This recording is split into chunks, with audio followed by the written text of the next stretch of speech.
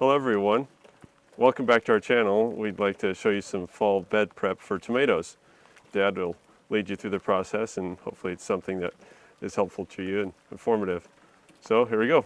So we got drip lines here for the tomatoes. So we're gonna just pull those back a little ways just for the demonstration.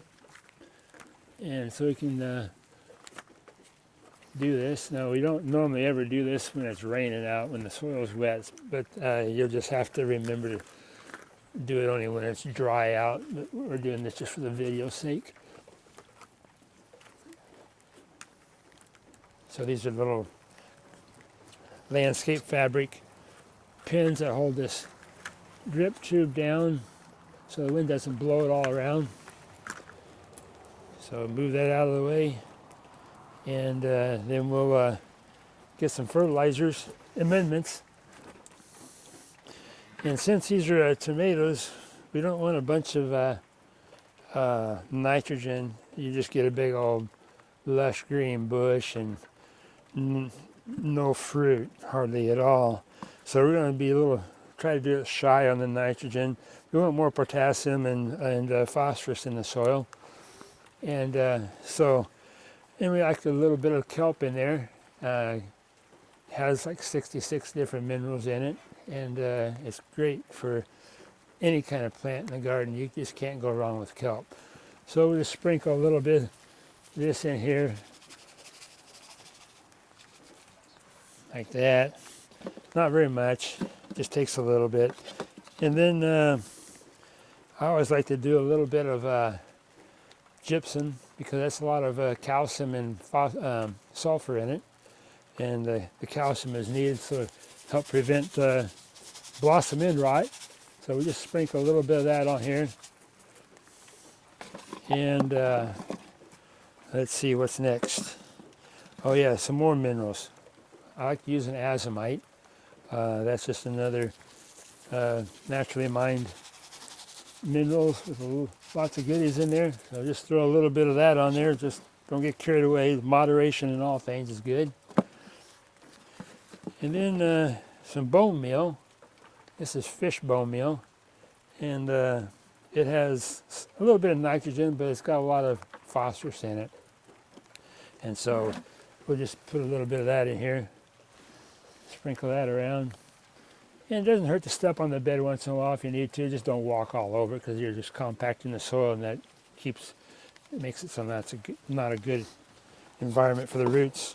And so, Dad he likes to not till his garden, so I think we're going to do another short video clip at some point of that, detailing why and what the reasons are and what's his results. Yeah, you just kill all your microbes doing that tillage. And then I put a little bit of this is oyster shell flour, so that's a real good source of calcium. And it's a very slow breakdown, so it lasts a long time in the soil for your preventing the blossom end rot on tomatoes especially. But you can't, it's good for any crop pretty much, as long as you don't get carried away, because you don't want your calcium to fight with your potassium uptake. So just a little bit of that. Your potassium and your calcium always fight each other. They're competing. So you don't want to have that going on all the time. Let's see, what else we got here? Oh yes, alfalfa meal. I like to use that. That's just ground up alfalfa, and that's has a lot of minerals, because it's a very deep-rooted plant, and it pulls up the minerals out of the ground way down deep. So we'll just put a little bit of that on there. And I think that's almost it. We just got a little bit of ash to put. I like to put a little ash on there. Everybody says, oh, turn your soil too alkaline. You don't need to worry about it. It'll be fine. What does that look like? That's just regular old ashes out of your wood stove. Yeah, from the wood stove. Put a little bit of that on there. If your biology is good in your soil, it's not going to change the pH enough to worry about anything. And it's got a lot of potassium in there to make the fruit. Potassium's for fruit size, for sizing up the fruit. And so of course you want big tomatoes or big whatever you're growing. So you need some potassium. And then the last thing is some compost. And this is just dairy compost, organic cow manure, basically with wood chips is basically what it is. But it works really good. It's just throw some of that on there. And then I like to just work it in just a little bit. Don't just disturb maybe 1.5 inches or so of the topsoil.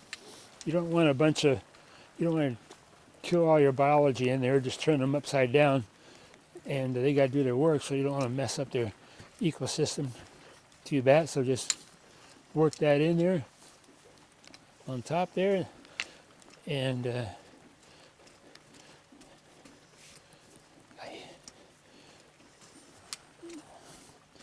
then the rain and the snow and everything will just work that down into the soil better, and this just kind of keeps it from blowing away and whatnot. So it's just kind of do like that, and that's good for the winter. If you could put some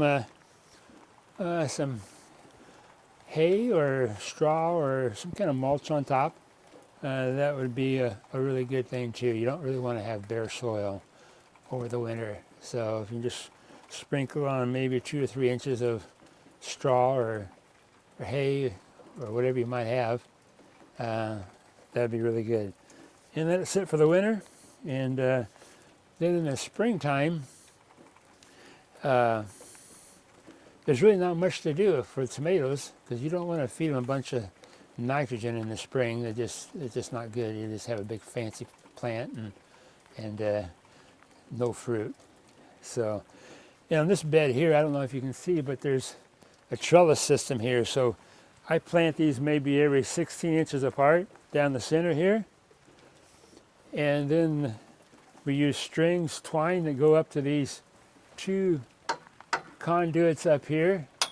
So we prune the vine to just 2 main leaders, and then we cut off all the suckers, and that way you'll have these 2 nice vines coming up, loaded with tomatoes, easy to pick.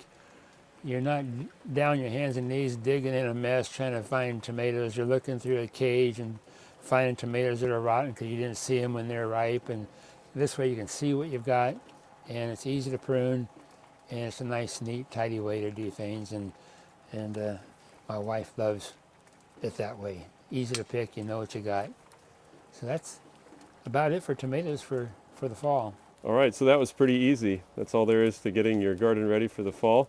And we're planning on doing another little segment on planting some garlic, so stick around for that. And we also hope to do a little bit on preparing your raised beds. So we know those are pretty popular, and we're going to do a little bit on that. So stick around, and we'll show you some of that. If it's not coming up soon, keep checking our channel, and you'll see it sooner or later. All right, and remember, Jesus loves you.